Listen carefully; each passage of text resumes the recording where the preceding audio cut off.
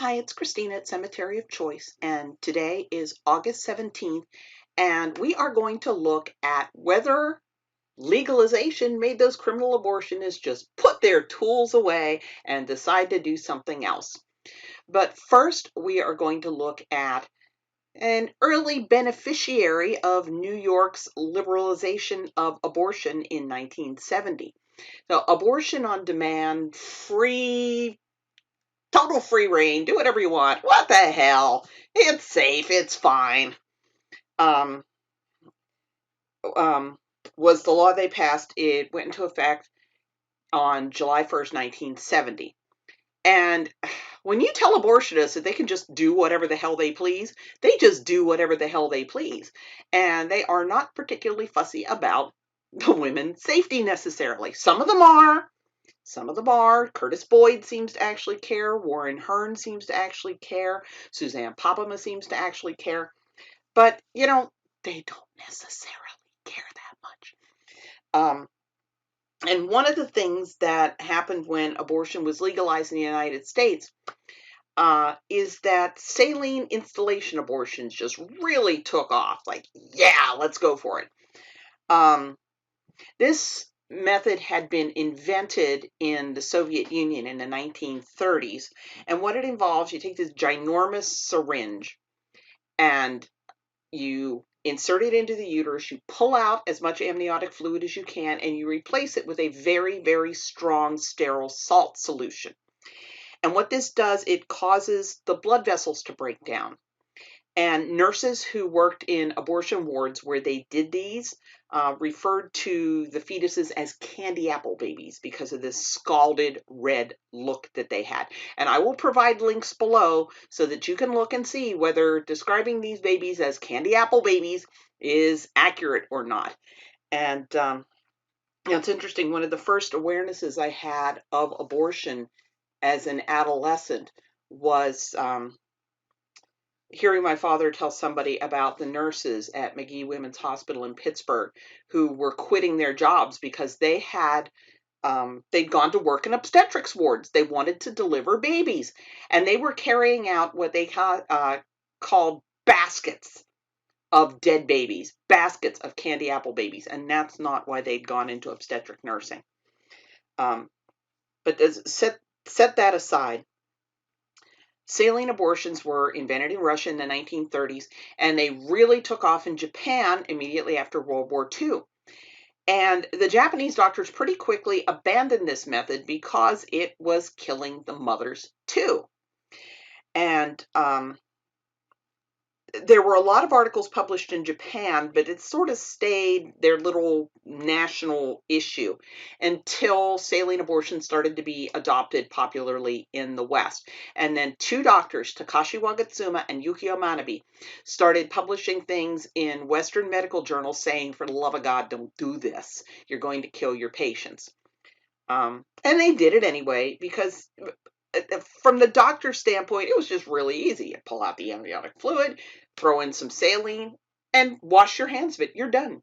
You let the nurse deal with it, or some cases in New York, they just send the woman home and let her expel the baby and bleed to death or whatever. So the first death that we're talking about today is a young woman named Vicky, who was, well, her name wasn't Vicky. Life Dynamics gave her the pseudonym Vicky. So to be consistent across platforms, I'm using the name Vicky. And she was 23 years old when she underwent an abortion in New York State. And she was 20 weeks pregnant. So doctors were using the saline abortion method. And the saline was injected into her uterus. And the next day, she started to show signs of infection. And she expelled the dead fetus the next day. But her condition didn't improve, and on August 17th, 1971, she died of sepsis. But, she was just one of many. And now we go ahead to Miami in 1978. And a young woman named Marina, this newlywed, was pregnant for the first time, and she was 6 to 8 weeks pregnant, and her doctor referred her for an abortion because of concerns that her health problems might have harmed the baby.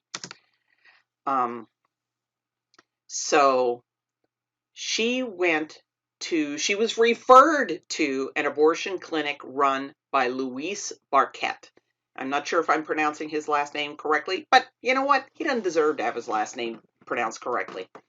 Luis Barquette had been a really well-known criminal abortionist. He had come to Miami from Cuba in 1961. He was very quickly arrested for running an illegal abortion ring. And he fled to New York. Let me get down and get some of the details here because I've got them. So he went to New York. He was ordered to leave the United States in 1963, but he returned a few days later. He was indicted in a bribery case in New York in 1965 and fled the state, was captured in Miami Springs in 1966 while performing illegal abortions in a motel. Now, he did actually have a portable exam table. He wasn't doing these on a motel bed. He had all his doctory equipment in this motel room.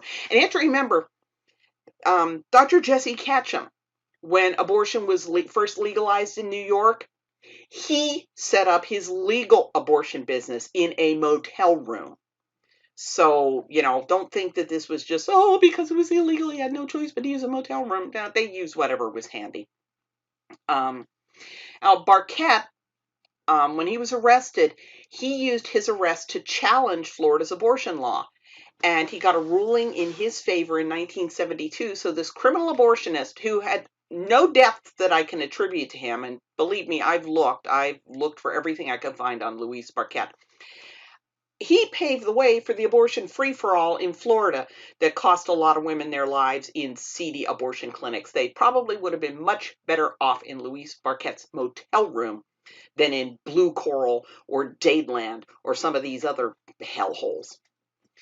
But that's who owned this clinic. And at the time Marina went there for the abortion, Barquette was actually in prison because he'd just been operating the abortion clinic. Now, I believe he was a doctor. I believe he was licensed in Cuba, but he wasn't licensed anywhere in the United States. So he was passing himself off as a licensed physician and doing abortions. And they charged him with sexual battery for performing intimate examinations on women under the pretense that he was a doctor.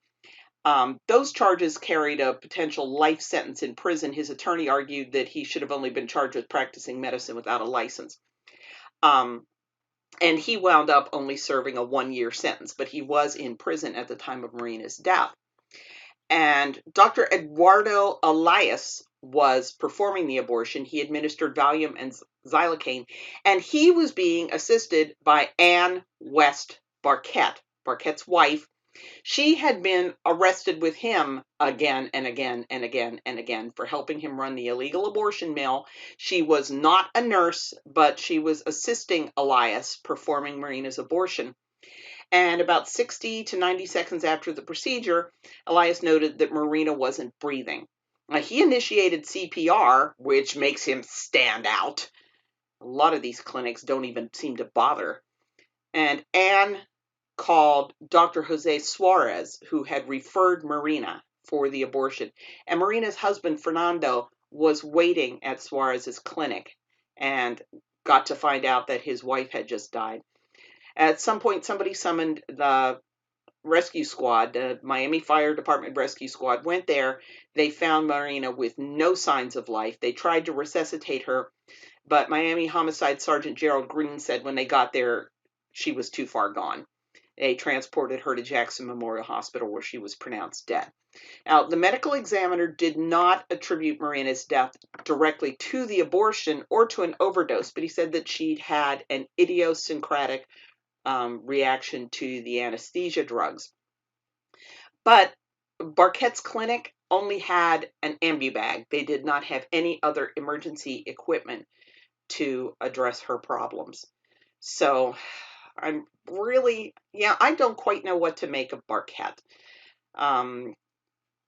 He didn't have any illegal deaths that I could find out about. I mean, he might have had some in Cuba. That might have been why he left Cuba, but he probably left for America because the pastures were greener. This guy was making money hand over fist. And if you look at newspapers.com, it's just article after article after article after article after article about this guy. Like this one, How Abortionists Coexist with Lawmen. And it's about how he was performing 10 to 15 abortions a day for over $500 a piece. So he was making money hand over fist, and he was just bribing cops. Here's about how he fled to Florida when he was wanted in that bribery case. This was after abortion was legal. He did manage to get his Florida license, but not until after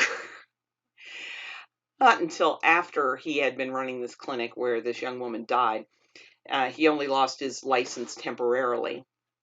And then this is the equipment that they found in the motel when they arrested him.